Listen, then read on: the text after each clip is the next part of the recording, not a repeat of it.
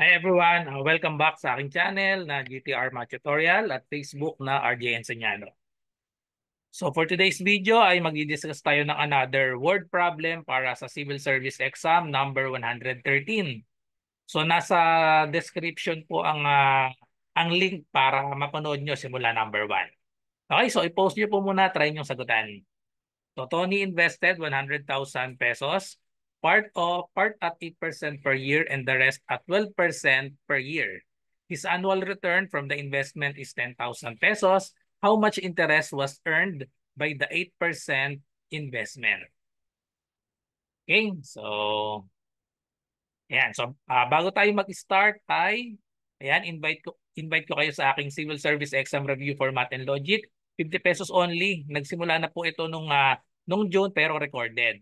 So ito po yung mga sessions natin. Nasa session 6 na tayo. Ngayong Sunday, July 14, 2024, nasa session 6 na po tayo. So yung session 1 to 5, makikita nyo po ito sa exclusive na FB group.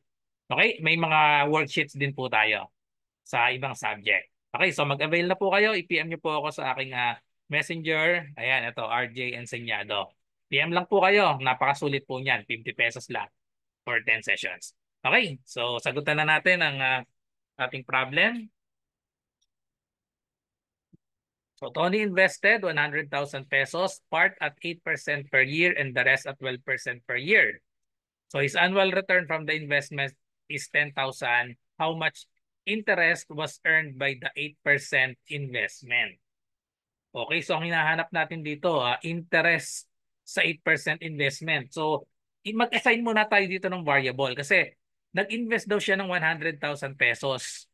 Pero hindi natin alam kung magkano yung ininvest niya sa 8,000, 8% per year tsaka sa 12% per year. Tapos ang tinatanong, how much interest was earned? Interest ang tinatanong, interest earned by the 8% investment. So i-assign muna natin, bago ma-solve natin yung interest earned by 8%, kailangan malaman muna natin yung amount invested dito sa 8%. So mag-assign tayo ng variable, let x be the amount invested at 8%. Okay? So kung X ay amount invested at 8%, ang magiging expression natin para sa amount invested at yung isa, we have 12%. So yung isa ay 12%, yung amount invested at 12%, ang expression natin ay magiging 100,000 minus X. Ito yung amount invested at 12%.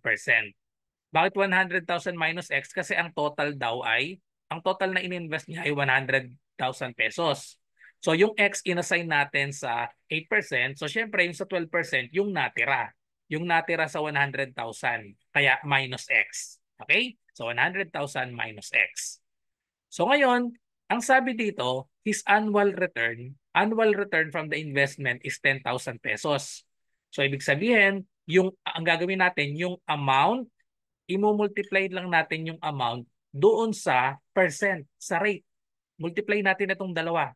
X tapos times 8%, tapos itong isa, i-add natin itong 100,000 minus X times 12%, tapos equal siya dito sa total annual return na 10,000 pesos. So therefore, ang magiging equation natin ay 8%, convert natin sa decimal ito. So we have 0.08, i-multiply natin sa amount na X, plus itong 12% in decimal, that is 0.12, i-multiply natin sa amount, so that is 100,000 minus X, tapos equal siya dito sa total annual return na 10,000 pesos. So ngayon, isolve na lang natin ito.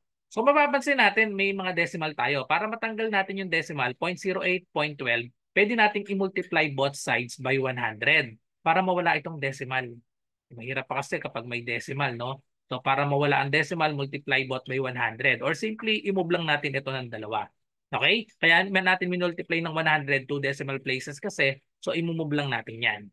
So itong 10,000, i-move lang din ng dalawa. So therefore, wala nang decimal, magiging na siyang 8x plus itong 0.12, magiging na siyang 12 times 100,000 minus x equals itong 10,000 times 100. Dagdagan lang natin ng dalawang zero. So magiging siyang 1 million. Okay? So dinagdagan ng dalawang zero itong 10,000. Ayan. So 1 million na siya. So ngayon, solve for x. So solve for x, itong 12, i-distribute lang natin. So we have 8x plus 12 times 100,000. So that is 12 tapos limang zero. 1, 2, 3, 4, 5. So therefore, that is 1,200,000 minus 12 times negative x. So we have 12x equals 1 million. Okay?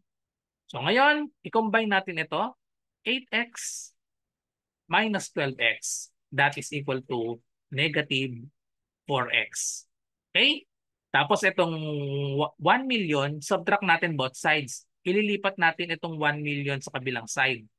O 1.2 million, 1,200,000. Or isubtract natin both sides. Okay, so subtract both sides by 1,200,000. So negative ang magiging sagot dito.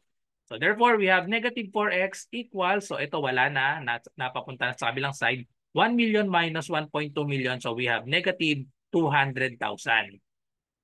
Ngayon, masasolve na natin ng x, divide both sides by negative 4. So parehas negative, so makaka-cancel na yung negative sign, magiging positive na ito. So 20 divided by 4 lang ito. 20. Ayan, hatiin natin dito. 20 divided by 4, that is equal to 5. Tapos kopyahin natin yung remaining zeros, 4 na zero. So therefore, 50,000 ang ininvest natin. Ang ininvest niya dito sa 8% ay 50,000. So mapapansin niyo wala sa choices. Kasi ang hinahanap natin, how much interest. How much interest was earned at 8% investment. Ito yung amount na ininvest niya sa 8%. To get the interest, imumultiply lang natin ito sa 0.08. Okay? So multiply natin sa 0.08, 50,000 pesos times 0.08. So kopyahin lang natin yung maraming zero na yan. 8 times 5 lang ito no? 8 times 5. So that is equal to 40. Tapos itong 1, 2, 3, 4. So kopyahin lang natin 1, 2, 3, 4. 2 decimal places. So therefore 2 decimal places din tayo dito. 1, 2. Nandito ang decimal point. So therefore the answer is 4,000. So ito yung interest earned dito sa 8% sa 50,000 na ininvest sa 8%. The correct answer is letter C. Okay? So that's all. So thank you for watching. I hope may natutunan kayo sa video na ito. So kung meron po kayong math question, ay i-comment nyo lang dito sa video na to or i-PM nyo ako sa Messenger, RD Enseñado. Kung may math question kayo, tapos gagawa natin ng video yan. Okay? So good luck sa lahat na nagre-review para sa civil service exam. Bye-bye and God bless.